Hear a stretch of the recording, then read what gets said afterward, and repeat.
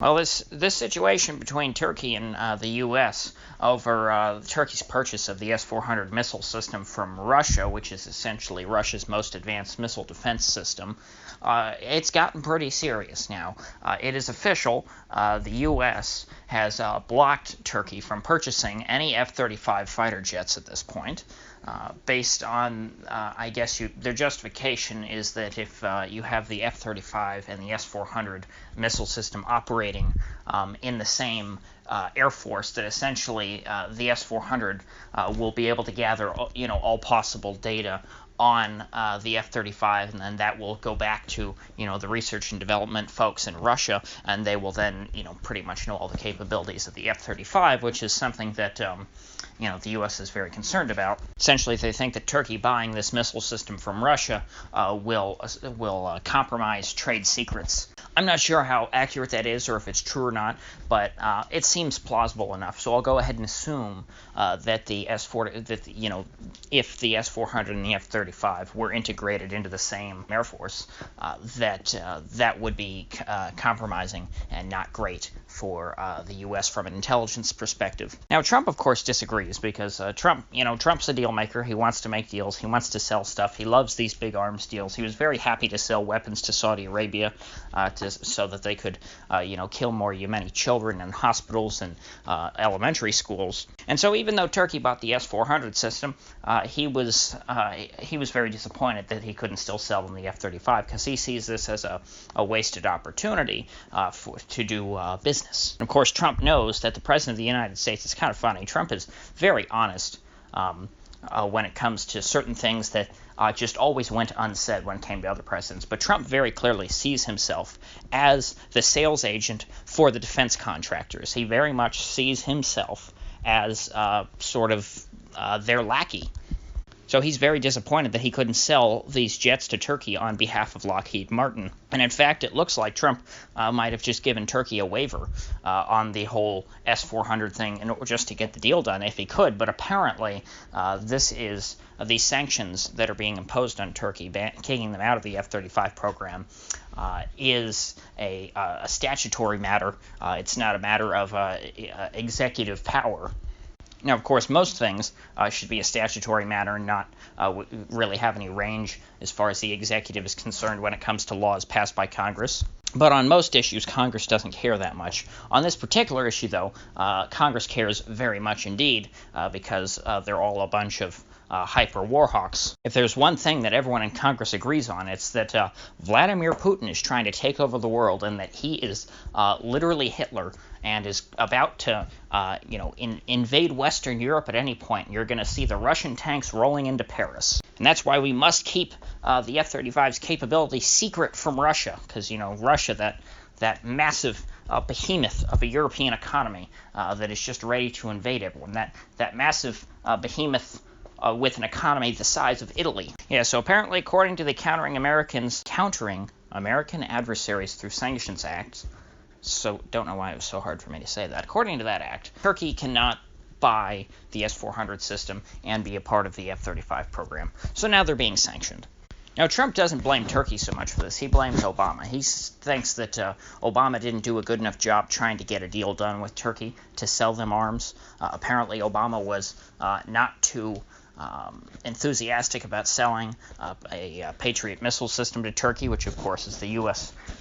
Alternative to the Russian S400 system. Essentially, Trump feels that the U.S. didn't try to sell Turkey any missiles until Turkey had already made a deal with Russia, and they planned to close that deal. Now, if this whole scandal was just limited to the F-35, it wouldn't be that big of a deal, because of course it's been so long really since you've seen dogfights in the sky between fighter jets. We really haven't had a war between militaries, at least not a major war, in decades on this planet. And of course, there's going to be people in the comments section screaming about, oh yeah, but didn't you hear about the third Congo-Rwandan war? I don't care about these little tiny wars between tin pot states. who may or may have, one or two functioning fighter jets that may have gotten into a dogfight at some point with each other. That doesn't really matter. And actually, that doesn't even discard my point, because my whole point is that Turkey really doesn't need the F-35, because the F-16 is still quite sufficient. There's India, I believe, still operates MiG-21s. Why? Because even though the MiG-21 would get trounced in a dogfight with, say, an F-16, the MiG-21 is just fine for, flying in the air and, bombing terrorists or something like that. I mean, essentially, all you need in a fighter jet, in any military these days, is the capability to shoot on the ground, because that's what they do with these things. Jets pretty much are reserved for close air support these days. You're not going to see a war, say, between Turkey and Germany, and they're up there, fighting it out in the skies over, Dresden or something, and then the German F-35 shoots down the Turkish F-16 because it's a superior design. That's just, we're not in a position in the world where that's about to happen. So it wouldn't be that big of a deal just for Turkey to be banned from buying F-35s. However, the Trump administration has not stopped simply at banning Turkey from buying F-35s. They have gone a step significantly further, and in fact, I think that this escalation is even more severe than, say, the prospect of kicking Turkey out of NATO. And that is that the Trump administration apparently plans to ban Lockheed Martin from selling replacement parts to Turkey for their F-16. This is huge. If Turkey can't buy replacement parts for their F-16s, they don't have an air force.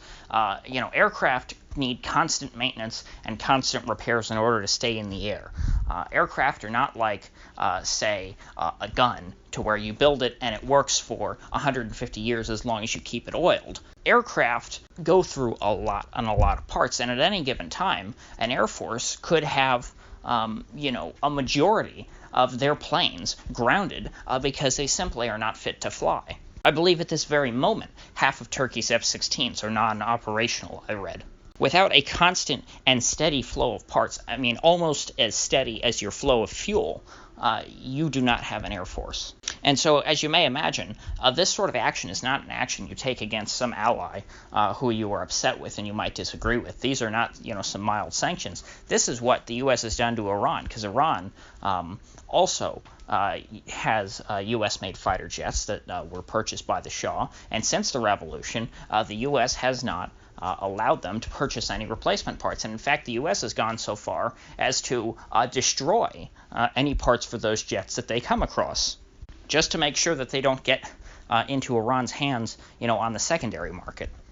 And so if Turkey is banned for buying parts for the F-16, well, then what's Turkey going to do? They're going to start buying Russian fighter jets, and they're going to ground all their F-16s permanently, because, they just can't function this way. I don't think that this is an example of what I would consider maximum pressure sanctions, and much like the maximum pressure sanctions on Iran, I doubt that these maximum pressure sanctions on the Turkish Air Force are going to work. And frankly, I think this is a massive overreaction, because you're crossing the line between being concerned about the Russians being able to gather intelligence on your cutting-edge fighter jet to just being petty and wanting the Turks and everyone else to only buy from American companies. The U.S. is acting like they want a monopoly on arms sales in the world. And that is going a step way too far. That's simply unreasonable. There's no reason why the Turks can't operate an S400 system and F-16s. That would pose no threat to the U.S. because the Russians, if they're worried about the Russians getting intelligence on the F-16 has been around since the 1960s. The Russians have had plenty of information on the capabilities of the F-16. They're public domain at this point. So I consider this ban on F-16 parts to be a major escalation on the part of the U.S., and I would watch for a Turkish response sometime this week, because Erdogan can't take this sitting down. This is not a mild slight. If you gained anything of value out of this video, I'd appreciate you clicking that like button and subscribing. And if you do subscribe, please do click the bell, because we do upload every day, and I'd hate to have you miss one. So I'll see you folks back here tomorrow.